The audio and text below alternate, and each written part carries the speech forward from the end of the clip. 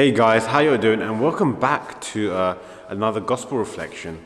And so today, the gospel is the wedding in Cana. And to truly see the beauty and the power in the wedding of Cana, I think it's important for us to be able to put ourselves into the gospel, put ourselves in the situation that they were in. So, you just imagine you're in a wedding, okay, a very big wedding, okay, and then you run out of wine. This is essential for the wedding. You have all these guests that you want to entertain, but then they run out of wine. And back then, it's news travels fast. If something happened in the wedding, your reputation is at stake, and if something bad happened, news would travel fast, saying, "Oh, no, these people didn't have enough wine in the wedding," and you'll be having a bad reputation. And so that essentially was the direction the crisis in the wedding of Cana was going. There were so many people, and then they run out of wine. And so then what happens?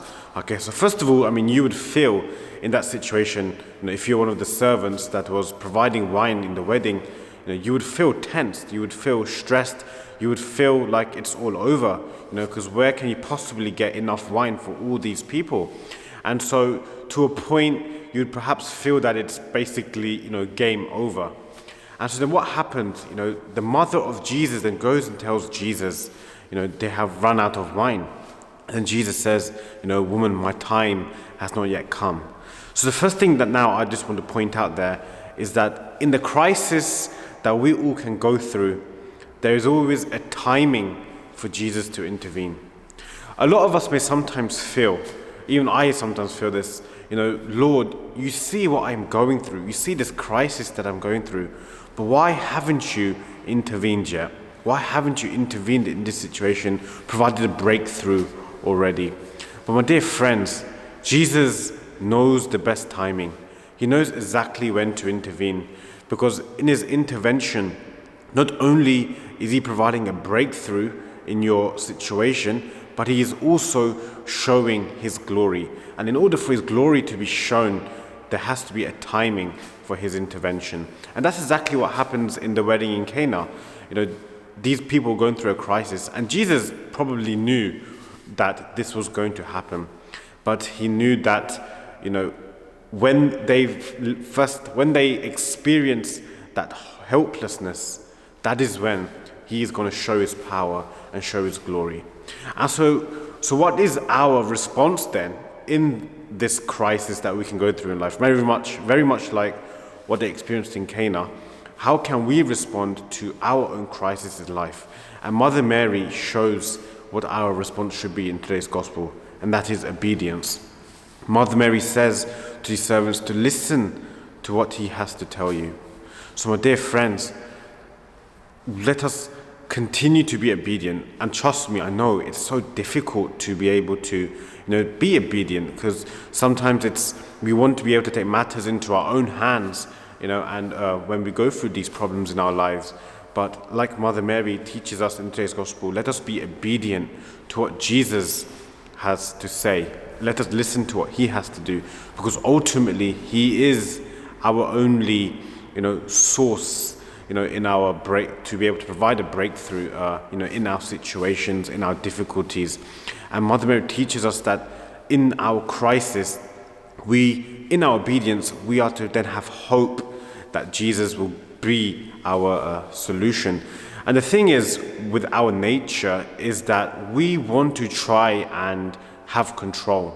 And it's normal, it's part of our nature to have control, because when we feel we have control, then we feel that there is certainty, but very much that's not the case. A lot of the time when we try to take matters into our own hands, it doesn't necessarily go very well.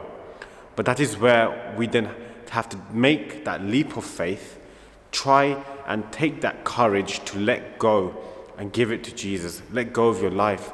In that sense, let Jesus take control of your life. Let Jesus take that authority over your life. And, going back to the gospel, these servants, they were thinking ahead. They were thinking, what could happen if we didn't have enough wine for these guests?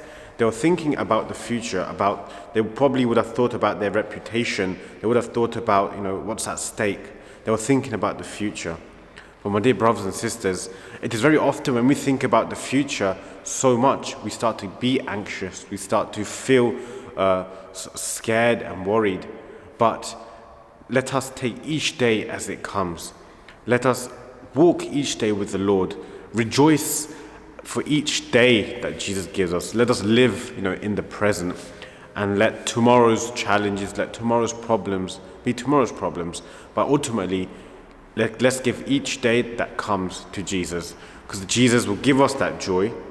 He'll also give us the strength when we need it, and He give us the courage to take on the challenges of each day. And we see, in today's gospel, that when they were obedient, when they let Jesus have control, when they listened to what Jesus had to say, and not only did they have enough wine, they had the best wine. In the gospel it says that at the start they give the best wine and they give the cheap wine last. But when they gave Jesus that authority in that wedding, not only did they have more wine, like I said, but they had the best wine better than what they had at the start. And so my dear friends, when you give Jesus that authority, not only is He going to satisfy you, He'll give you more than you need. He gives you grace in abundance. So let us, like I said, each day give it to Jesus. Let tomorrow's problems be tomorrow's problems, but ultimately let us give all areas of our life to Christ. And Jesus, what may seem impossible in your situation, Jesus will make it possible. In the wedding in Cana, it seemed impossible to provide so much wine for the guests, but Jesus made it possible. In Lazarus, Lazarus had died, and it seemed impossible for anything to happen for Lazarus to come back alive. But Jesus waited till he had died and then rose him from the dead to show His glory to the people, to show what He can truly do. And so, my dear brothers and sisters, let us be obedient, be patient, and in our crisis, and let Jesus work in His timing. And then not only will you have a breakthrough, but you would have more, you receive more than what you would have originally anticipated. Thank you so much, guys, for listening. I hope you have a great day, a great week ahead, and God bless.